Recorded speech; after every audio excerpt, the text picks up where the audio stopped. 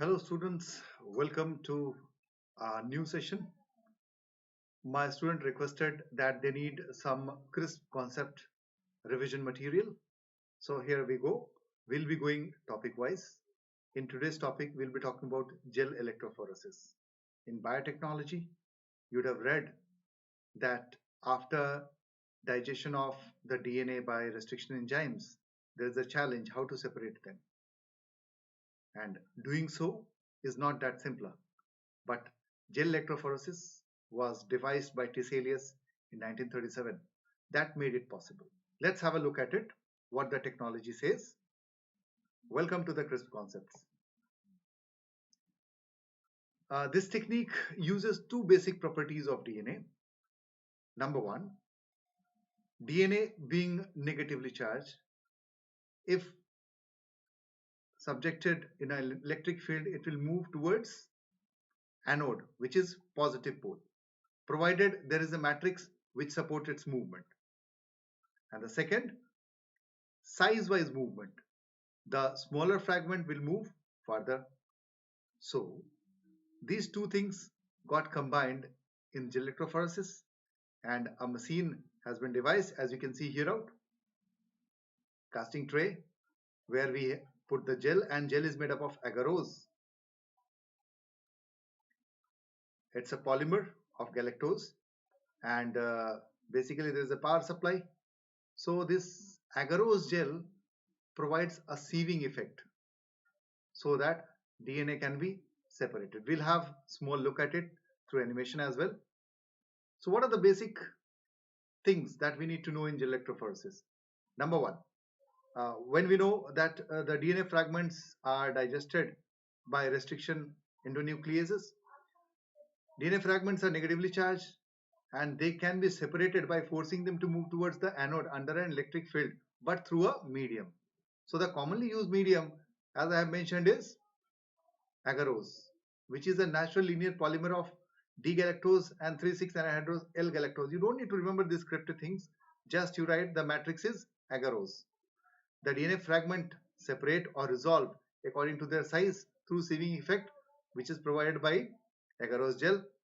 Hence, the smaller fragment size, they move further. You can see here out. You see here out the band.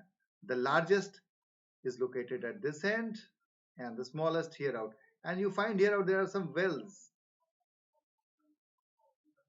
in the matrix.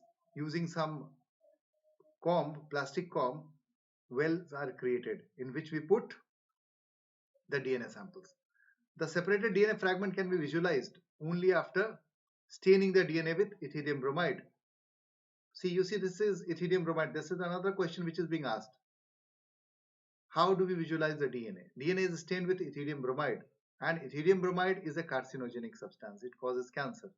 Another thing that you should remember, that's why it is used with caution. And when the DNA is viewed under transilluminator UV rays, it gives orange band. You can see here out orange band, right? And so the separated bands of DNA are cut out and extracted from the gel. This process is also being asked. This is called as elution. So now we have got purified DNA according to size, whatever size we have studied or we have limited, and that DNA can be used to form recombinant DNA, right? Just have a look. How does it work? These are the wells created. The three fishes whose DNA are being there. Now, after putting, and when you switch on this process, what happens? The DNA being negatively charged move towards positive end, right?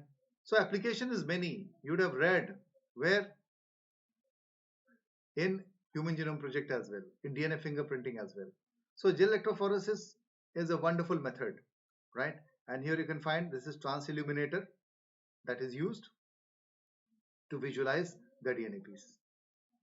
So at last we can just take a quick revision. DNA fragments are negatively charged. They can be separated by forcing them to move towards the anode under influence of electrical field, but through a matrix. The matrix here used is, what is the matrix used? The matrix used is a natural polymer, that is agarose. The DNA fragment separate according to size Smaller the size, farther it moves. Separated DNA can be seen only after staining the DNA by ethidium bromide. You'll also wonder one small thing that I should mention here out. When we put this DNA sample in this wells, you'll not be able to see whether it is moving under the gel or not because it is colorless. Even if you have stained the DNA with ethidium bromide, that does not give any color directly to unaided eyes. So in that case, what we do, we add a loading buffer,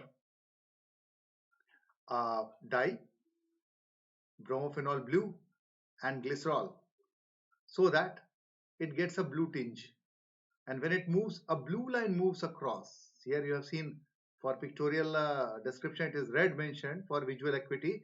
Actually, a blue line keeps moving, right? So that tells that the gel is running absolutely well, right? And also you need to remember the process of separating the band, this separated DNA band taken out from gel, the process is called as elution, right? Some questions from the board examination.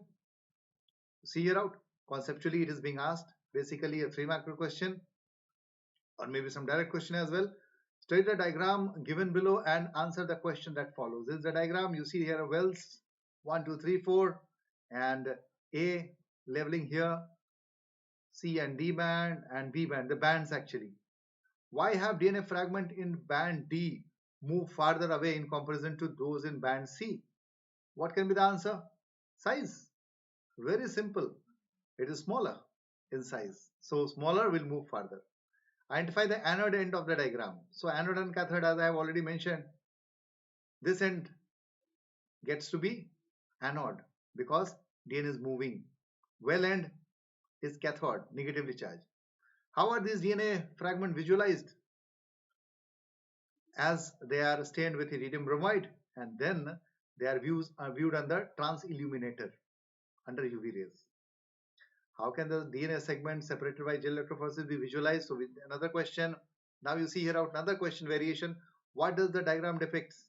Gel electrophoresis. Simple direct question about the mechanism. What is meant by the largest and smallest in this picture? The size of DNA, right? And you should also have this conceptual clarity. The larger DNA fragment will be nearer to the well and the smallest will be farthest towards the anode. Name the compound used to visualize them.